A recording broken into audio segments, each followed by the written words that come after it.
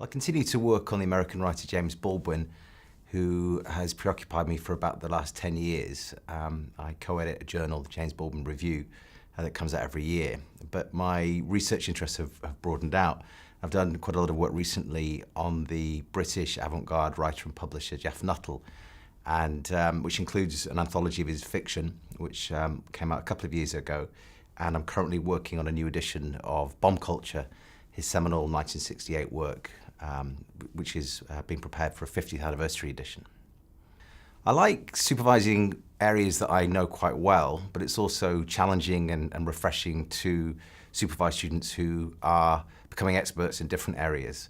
So I think there's a bit of both. Sometimes it's quite reassuring to supervise someone on James Baldwin, for example, but I find it really stimulating to supervise students whose work cuts across different disciplines. I like supervising George Francis Bickers in part because his project is significant and very promising.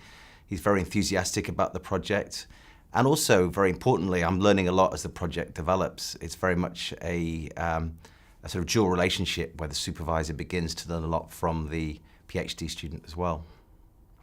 My top tip for supervising supervisees would be to enjoy it as much as you can, to pace it, and also to remember that your PhD thesis is not the finished product, that you'll need to continue and do more work in order to turn it into a book, which in some ways can be useful in the sense of taking off a bit of the pressure when you're working on that thesis.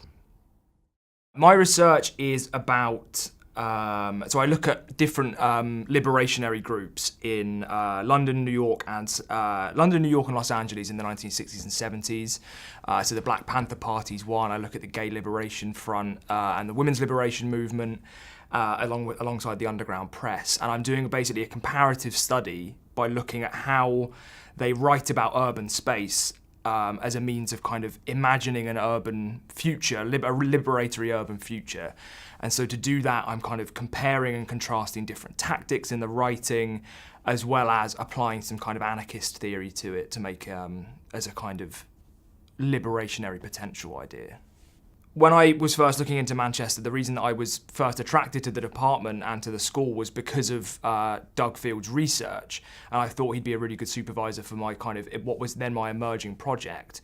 But actually what solidified it for me to apply in the first place was the support I got from Doug when I was going through the application process, and that support has kind of continued all the way through my PhD up until this point.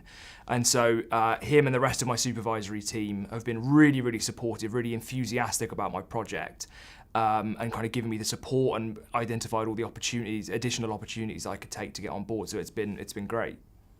So the resources that the university provides are kind of for us at least, they're done on a school level basis. So we have the Ellen Wilkinson building, which is where the School for Arts, Languages and Culture's PhDs are based. So we have 3 computer clusters, which are used by first and second year students, and then offices have now been assigned for kind of third year, or are beginning to be assigned for third year students and for those who are kind of in what we call the submission pending phase. So that's been really, really useful, so that we've kind of got a collective interdisciplinary space where we can all get together, we can kind of talk our ideas through and you know, hang out and stuff. So I've been running a pub quiz for the last couple of months in that space, which the grad school staff have really, really supported and gotten behind. So that gets us all together in a kind of social aspect as well as a working aspect and collaboration aspect as well. The thing I enjoy most about the research community in SALC is the interdisciplinary elements of it. So we're kind of all together, and there's not really any.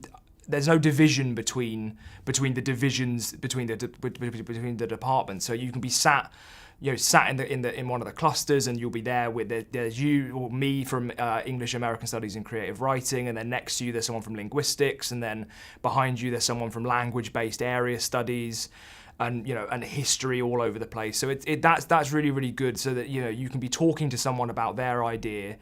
And suddenly be inspired for something for your own project, and kind of hopefully vice versa as well. So that's a really satisfying part of the research atmosphere.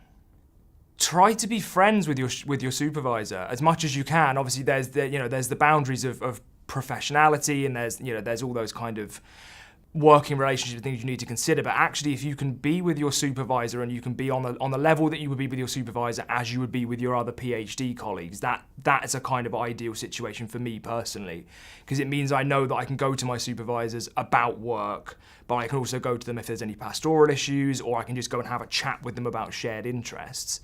And that for me is the kind of, that's been really key for my process at least.